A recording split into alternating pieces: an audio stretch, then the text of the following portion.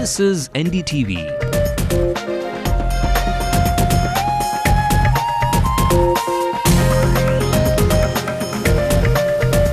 And you're watching NDTV Hindu.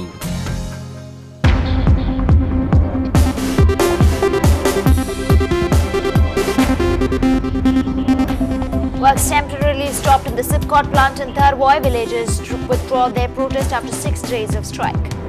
எங்களுக்கு chip card வேண்டாம், எங்க கார்டு எங்களுக்கு வேணும். அந்த கார்டு இருந்தாதான் நாங்க மக்கள் பொழைப்போம். It's the hush and rush for the big seats in the Tamil Nadu Assembly. Will applicants be let down with allies upping the pressure on the Dravidian parties? City's top cop T. Rajendran answers tough questions posed by the state's top court in a contempt case. A family of 3 are driven to death after a finance company harasses them. 1 person arrested, 2 more on the run. Ilayya Thalapathy Vijay deals all the right trump cards, playing Kavalan to the fishermen and standing up for the Tamil cause. Good evening, you're watching the news tonight with me, Divya. Well, news is coming in first on NDTV Hindu that 1 out of the 3 people have been arrested for allegedly being responsible for the suicide of 3 members of a family. Before we bring you the stories in detail, let's take a look at the top national stories. Mumbai High Court upholds death for 2611 terrorist Ashmal Kassab, says it was a diabolical crime. Prime Minister expected to make a statement on JPC into the 2G scam tomorrow, a resolution and discussion from Thursday. Congress MPs embarrassed the party holding up placards of Sonia Gandhi and Telangana slogans in the parliament. And violence now spreads to the Libyan capital Tripoli, hundreds dead in protests against Gaddafi's 4-decade rule. While thousands of villagers up in arms against what the authorities called a development project, and 6 days after the men and women of Tharwai went on a hunger strike demanding the closure of Sipcot, the collector has ordered the unit closed temporarily. The collector says the villagers' petition will be forwarded to the government, but even as the villagers heave a sigh of relief, the big question remains: what is the permanent solution? In fact, let's listen to what the villagers had to say while they were protesting on this so-called development project. Because this community forest, which extends around 1,270 acres, was really nurtured by this community for the last 2,200 years. And it has been beneficial to them in many ways. First of all, it's a catchment area from where the rainwater is collected in 5 different lakes. From these 5 different lakes, they cultivate 3,500 acres of land, which is a regular income to them. அரசாங்கமும் எங்களுக்கு உதவி பண்ணல, எங்களுக்கு செய்யல. இதுவரைக்கும் எந்த ஒரு போராட்டம் நாங்க செத்து மடிஞ்சு மழக்கமா வந்தாலும் எங்களை எதிர்பார்த்து நாங்கள் நல்ல தீர்ப்பு சொல்லுவோம்னு எந்த கவர்மெண்ட்டும் எங்களுக்கு சொல்லல.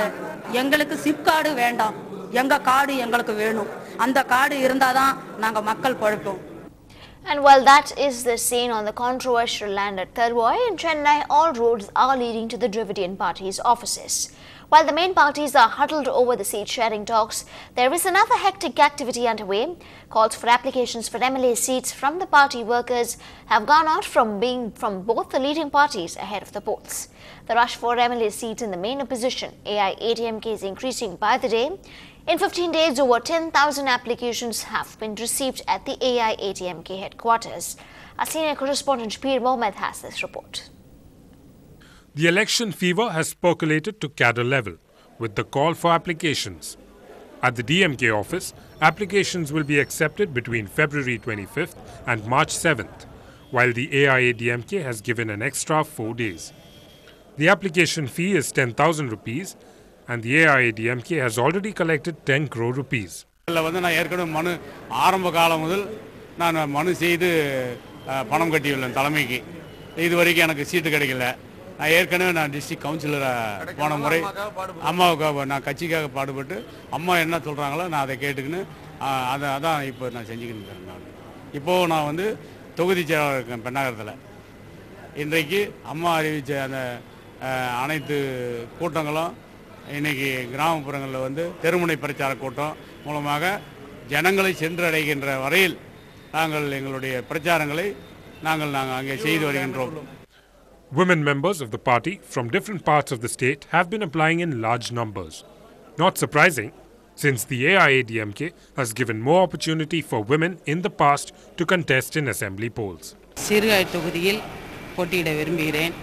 ஏடிஎம்கேல 2096 கட்சியில் இணைந்தேன். அப்போ நகர மாளிகரணி செயலாளராகவும் நகர கவுன்சிலராகவும் இருந்தேன். மேரிட் ஆகாததுக்கு முன்னாடி. ரெண்டாவது இப்போ மேரிட் ஆன பிறகு கொள்ளிடம் ஒன்றியம் மாதுரைவேலூர் ஊராட்சி மன்ற தலைவராக பணிபுரிந்து வருகிறேன். மகளிரணி இணை செயலாளராக இருந்து கொண்டிருக்கிறேன். The rush may not be new to the AIADMK, but the pressure for more seats from the allies may reduce the opportunities for the AIADMK aspirants in the upcoming polls. In Chennai with Peer Mohammed, Chandi Thomas for NDTV Hindu.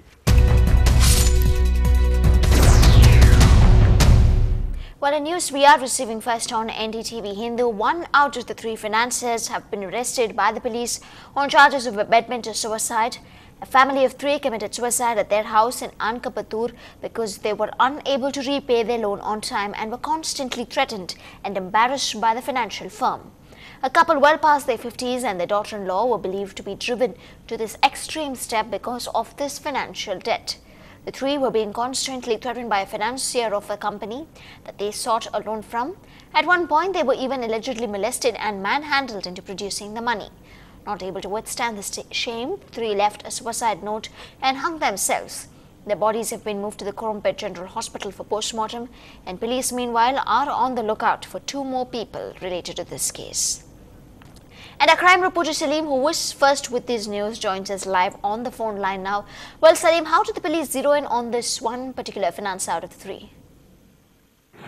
The young housewife has left a suicide note. She has very clearly mentioned the name of 3 moneylenders who threatened the family of dire consequences that had driven them to take the extreme step.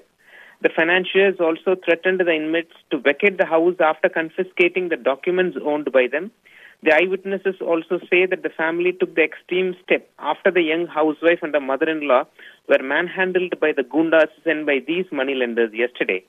And the police very clearly say that they have prima facie evidence and that they have arrested 1 financier named Chinnadurai on charges of abetment to suicide, and 2 more financiers, in this case, the accused in this case, Murugan and Durai, are on the run. The police have formed 3 special teams to nab these accused who are absconding.